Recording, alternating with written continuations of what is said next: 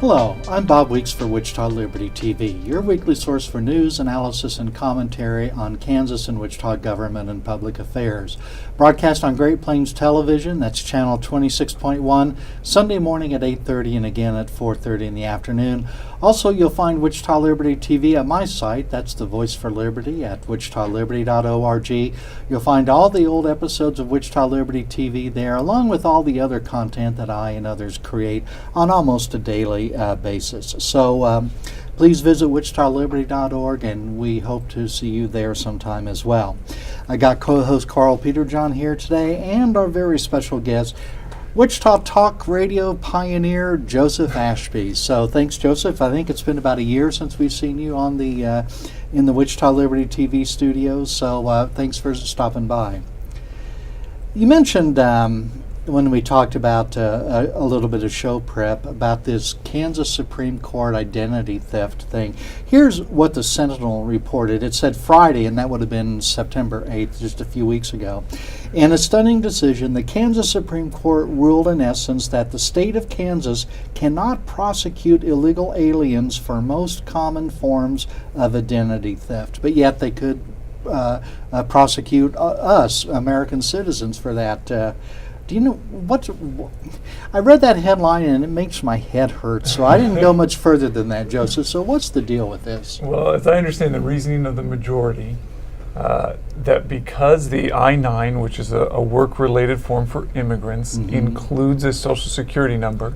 I think everybody has to fill it out on I-9, don't they? Or seems like W-4 is what most of us do. Oh, right? Okay. Well, W-4 is for taxation, but Okay. I think at least I-9 used to be proof of authorization to work in the United States. Is that right, Karl? Do you know? Or W-4, I thought you had to fill out just for Okay. tax purposes. All right. But in terms of, I don't think there is Anyway. a specific document at this point. That's one of the reasons they've talked about it as part of the federal Okay. immigration reform. All right. So there's this The I-9 idea being form. that a document that is unique to immigrants, that if you found out that someone had stolen someone else's Social Security number by way of that document, then therefore it was not admissible in court in an identity theft case. Well, basically what that says is if you're an illegal immigrant who stole a Social Security number and are working under that Social Security number, you can therefore not get prosecuted because, hey, we might have found out about it the wrong way. One of the things that's so striking about the decision is Dan Biles was in the minority. Now, no disrespect to Justice Biles, but I never saw a liberal-related policy that he didn't love. Yeah. And even he is like, what are we doing? We're making it impossible to prosecute one of the more common types of identity theft that we have in our state. Social Security numbers. Yes, just because. And he brought up, he's like, there's a lot of work documents that we put our Social Security numbers on, but because the majority said it's on this one that's specific to immigrants, we therefore cannot use it to prosecute cases, which blows my mind. And I think Caleb Stegall, I think we'd agree the most conservative member of that court, was in the minority with Justice Biles, but the rest of them signed on to that argument. That, it just seems very strange argument.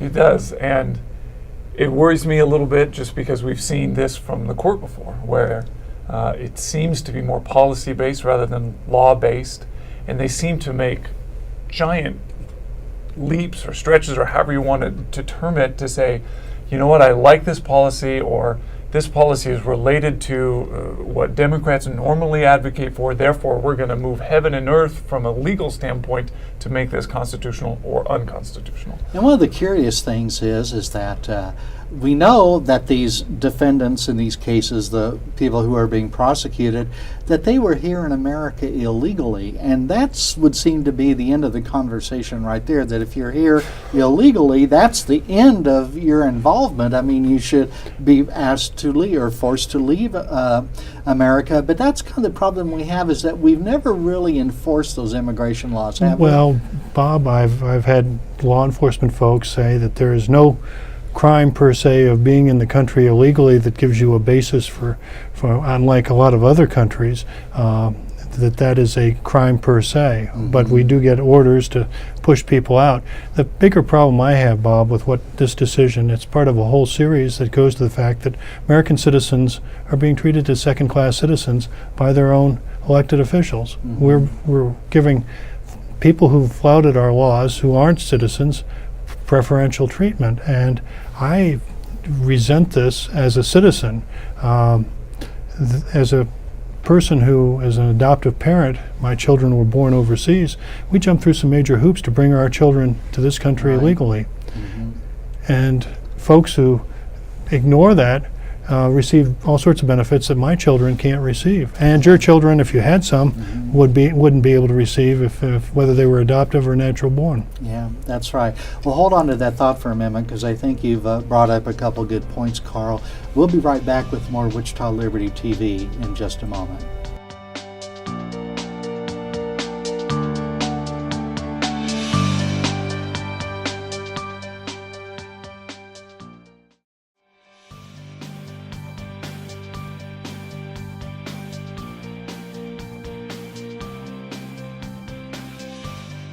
Well, welcome back to Wichita Liberty TV. I'm Bob Weeks, co-host Karl Peterjohn, our guest in the studio this week, Joseph Ashby. So, Joseph, I thought Karl made a pretty good point that are us native-born Americans or citizens of however we became citizens, are we really being treated as second-class citizens compared to some of the illegal immigrants?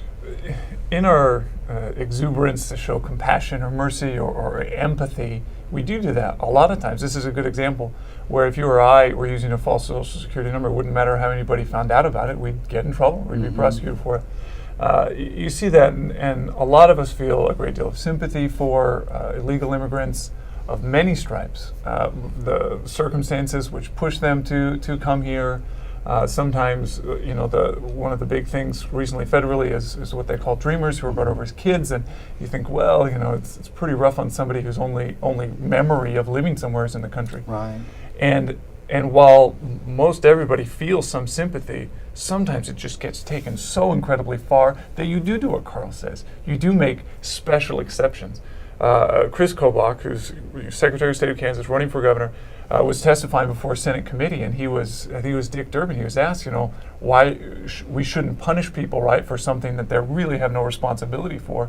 And Kobach turned around and says, I think that's a totally fair argument. But what you're proposing is that you give special rewards to somebody who again, through no fault of their own, but has an illegal status. It's one thing to say, okay, we're not going to, send in jackbooted enforcement in order to kick all these people out of a country, the only country they've ever known. It's another thing to say, oh, well, let's shower the benefits of citizenship and so forth when people who are waiting to come in, who are doing it the right way, don't get such benefits. And I think that's kind of a problem that conservatives often have, is that because we want to enforce these laws, we feel people say we're cold-hearted, and because we want to treat people equally, they say that's cold-hearted too, because there's certain special minority groups in America that should be elevated on top of others, and we can go down the list. I mean, gay people, transgendered people, Muslims, and so forth. If we don't treat them in some special, elevated way, if we try to treat them just like regular people, then we're branded as racist. Well, if you're to the right of Al Gore, you're probably going to be branded as a whole host of awful things, whether it's racist, Nazis, whatever. White in today's supremacist, environment, that's everybody's a white. People build careers on accusations of that now. Well, you're white privilege, Bob. Yeah. One of the most ironic things now is since the election of Donald Trump, there's all these resist movements that have sprung up that are resisting Donald Trump. They don't believe he was legitimately elected and so forth like that.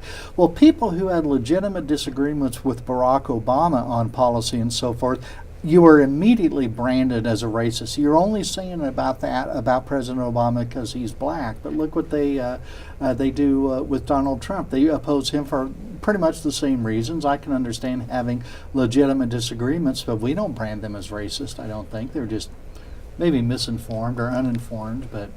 You see, the joke I always see is dissension is patriotic again, right? For 8 years, it was treasonous. Yeah. When Barack Obama won re-election and Republicans still wanted to repeal Obamacare, it's like, well, how could you possibly still want to do it? The people have spoken.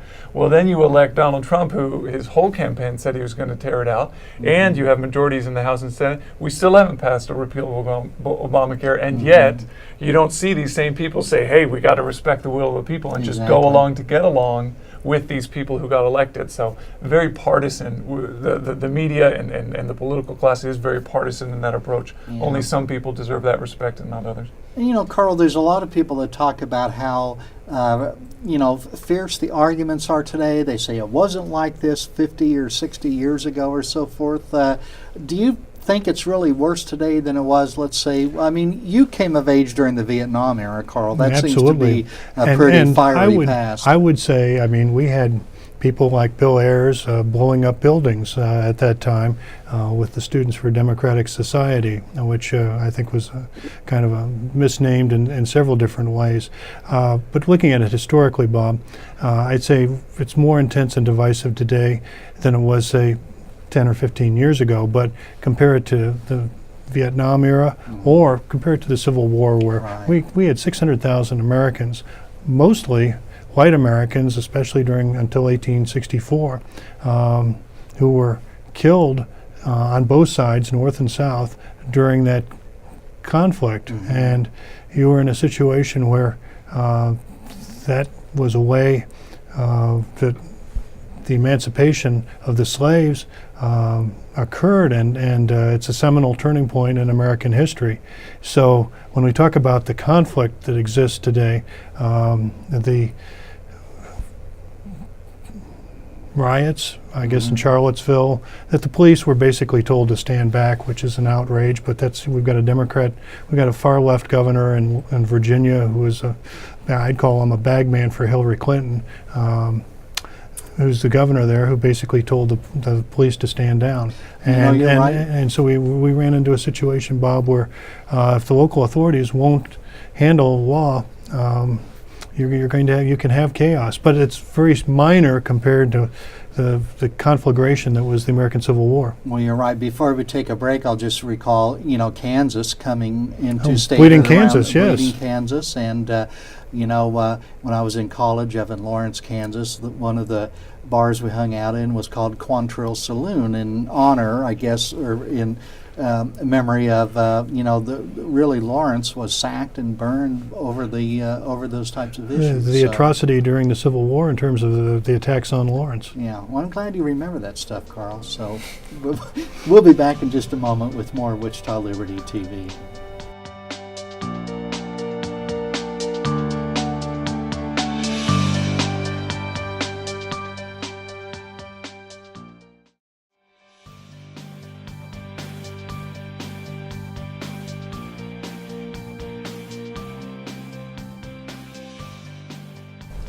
Welcome back to Wichita Liberty TV. I'm Bob Weeks, co-host Karl Peterjohn, and our guest Joseph Ashby. Joseph, you mentioned something that there's in front of the Kansas Supreme Court in a case relating to abortion that they may make a ruling on pretty soon. Can you tell us about that? A couple of years ago, the legislature passed what they called a dismemberment abortion ban. There's a reason why they called it that. There's an abortion procedure during the second trimester where they pull the arms and legs off the fetus and extract those pieces of the fetus one by one. And it was just considered, brutal and something we want to ban, similar to partial birth abortion. And it was challenged in court, and a district court judge said, yes, this is unconstitutional. In fact, the Kansas Constitution has more of a right to an abortion than the federal Constitution, which sort of opened the door not only to saying that particular ban couldn't be enforced, but that really any law, if there's more of a right, then any restriction that the state has put on abortion could also be thrown out. And then it goes to the Court of Appeals, and that tied 7-7. So it wasn't just suddenly one crazy judge. It was 7 more on the Court of Appeals. That's the Kansas Court of Appeals? Yeah, Kansas Court of Appeals. So a state court, 14 members heard it, and they tied 7-7. What's unusual is all 14 members heard it. Normally they just have 3 judge panels. A panel. And to have the entire court hear it, and then of course to have basically a tied decision with the district court decision being kept in the short run pending the inevitable appeal to the Kansas Supreme Court. And the reason you do that is to try to balance it out in case you get 2 strongly partisan judges on a 3-judge panel. So you're like, well, can we have the whole court here to try to even that out? And the fact that even that wasn't enough to really throw out what I consider to be one of the most, and we've seen a lot, one of the most activist decisions we've seen in a really long time. It's one thing to, if it was an outright abortion ban or something like that, that was kind of far beyond what has already been legally found constitutional. But it isn't really that. It's a brutal procedure similar to other brutal procedures that have been passed and found constitutional by state courts and Supreme Courts. So when that decision was heard, everybody's kind of like, how could you possibly come to that conclusion? Then the appeals court can't overturn it because they tie, so then the lower court ruling stands, and now it's to the Supreme Court.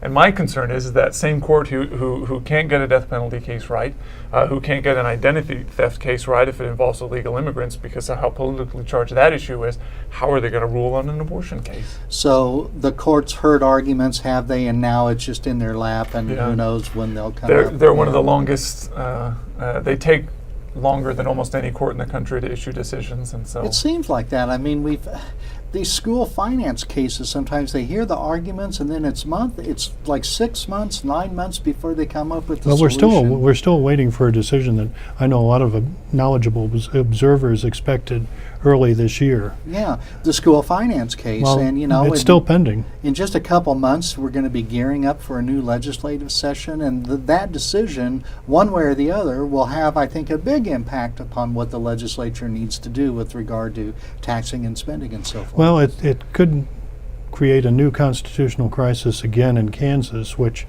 it's a huge impediment, I believe, to creating a positive business climate in the state, because the fact that you've got this fiscal sword of Damocles hanging over, the court could come back and come up with another decision saying, we believe that Article 6, Section 6, that there's another $500 million or billion or pick any number you want, contained within the Kansas Constitution, which of course is obviously absurd. There's no place that you can find it. That's why we've got a real major problem in this state in terms of the rule of law has disappeared, I'm afraid, because we've got a court that takes an inordinate amount of time to issue decisions. They come up with rulings that, and frankly, on the school finance side, they're conflicted. We've got a judge who's been disciplined for his improper conduct. Our Chief Justice, Lawton Nuss, he's been admonished for his improper behavior in earlier school finance cases. And we've got a number of other folks who had ties, who are on the court, who have ties to previous school finance litigation. So the whole issue is one that I think is very troubling if you're going to try and create a positive economic climate in Kansas. And I think part of the problem with our court is, I think you brought up the word competence, perhaps there, or at least maybe I'm reading between the lines there, but the Karl brothers death penalty case, I mean, regardless, and I'm opposed to death penalty, but it doesn't matter. The court made a ruling that went to the United States Supreme Court, and all justices ruled against the Kansas Supreme Court, except I think one was not there or something like that. But I mean, you even got Sotomayor said, I don't think we should get involved, but she Okay. said nothing about the merits of the Kansas Supreme Court's decision. And everybody else, and when you get Justice Scalia and Greensburg to agree on something, that's pretty unanimous decision. don't you think? That covers a wider intellectual and judicial spectrum, but it wasn't the first, Bob. This is one of many cases that's happened. Yeah. Well, what do we do about that? Oh, we tried. There were pretty vigorous efforts last year to these Supreme Court judges faced retention elections. Shall Justice so-and-so be retained, yes or no? That was an issue, and they got retained by fairly small margins. Well, five of them were up, and 4 of them were retained by narrow margins. Yeah, and so that's maybe at least some movement in the right direction. Well, we're going to take one more commercial break on Wichita Liberty TV. We'll be right back.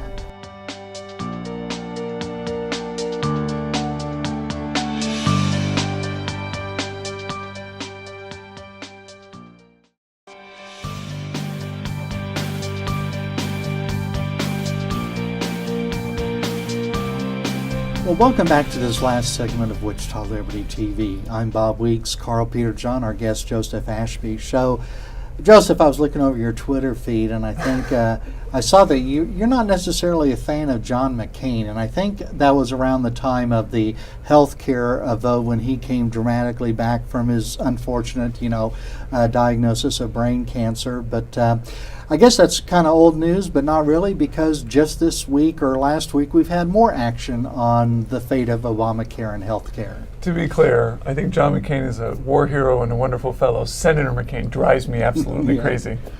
Yeah, he does sometimes, and he has the reputation of a maverick, but sometimes people interpret that as, well, what does he really believe? I mean, does he have any core governing principles? Well, he voted to repeal and replace Obamacare a number of times. He ran for re-election on that as a platform. Mm-hmm. Now, it's but unfortunate. Then when it came time to actually vote, because one criticism is like in the House of Representatives, I know Mike Pompeo would sit there and say, we voted 50 sometimes to repeal Obamacare, and everybody knew that vote was just for show. It really had no meaning because it wasn't going to go through the Senate, and of course President Obama would not have signed that anyway. They did get at least one bill onto President Obama's desk, which he did veto. But having said that, Bob, I think the bigger question comes in because, Joseph, you had written some excellent material about how in your world, your family had been negatively impacted by Obamacare, and that the President Obama's lies about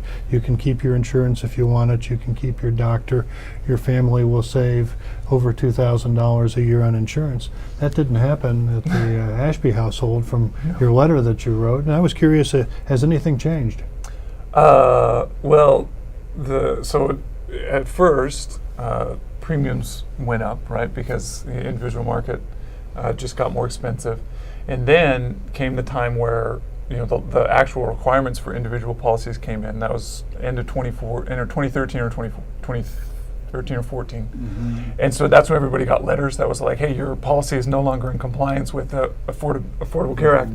That happened to me too, yeah. And so then he holds this press conference because there was so much pressure because millions and millions of people were getting these letters.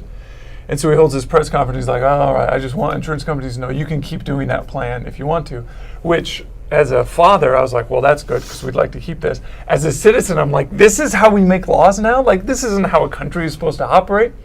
So anyway, the positive was we kept that policy, which is a good one. I mean, that's why we got it. But the negative is no one new can sign up for it. And so what happens is your risk pool gets smaller and smaller, your premiums go even higher. And so That's the death spiral, isn't it? Kind of, yeah. I think so.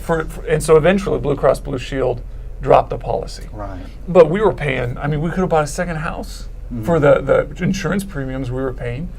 And the alternatives covered so little and were still extremely expensive. So what we're doing now is a MediShare program, and it's technically not insurance, but we don't get fined by the government. Mm-hmm. But the coverage is a fraction of what it used to be. So but these it's there are in things case that are often sponsored by faith-based organizations, right? Yeah. So it was through a religious organization. We signed a declaration of belief, and there's this assumption that you'll operate, health-wise. You're not going to be a drinker and a smoker and all the rest of it. And that's kind of how they help with the costs themselves. Mm-hmm. It's not as good as our old plan, but it's something to be a bit of a backstop in case of a catastrophe. Yeah. And that, of course, is the problem that, things like Josh Umber at Atlas MD, his model of the fixed price, I don't want to call it concierge care, but what do we call it? I can't remember what the term is. But I think concierge care is a fairly accurate description, and it's had great success, and he's been on national programs, as has Joseph Ashby. I mean, part of the reason it's fun to have him here, we have had a lot of prominent guests, Joseph, but I can't think of one who's been on the Tonight Show, the Today Show, the Fox and Friends, and just about everything else. And BBC, of course, Primetime Network. I've been, mostly it's just handing basketballs to a little boy, but I've been on TV there. Yeah, and travel. How many from Japan to Spain and all over? Yeah, we counted up 10. Titus, my little son, has been to 10 different countries, 10 foreign countries. 11 next month. He's going to go to France. And I've been to 7, I think, with him and his mom, to a couple others. In some of these trips, the rest of your children went along too, so that must be quite a eye-opening educational experience for them that most kids don't get to have. It's been really great. They all went to Spain and Germany, and a couple of they'll allow like a third person to come. So a couple of them have been to Colombia, and it's been a real fun experience. Yeah, and I remember the trip to Spain. It was delayed or something, and I was hosting your radio show, so I had to host a whole nother week. But you guys got to spend, I think, quite a bit of extra time in Spain, so that's really quite a thing. So, well, guys, I think we're out of time here today. So, Karl, thanks for your duties again today, and Joseph, thanks so much for coming in, and good luck to you in your future. So. Thanks, everybody, for watching another episode of Wichita Liberty TV. We'll see you again next week.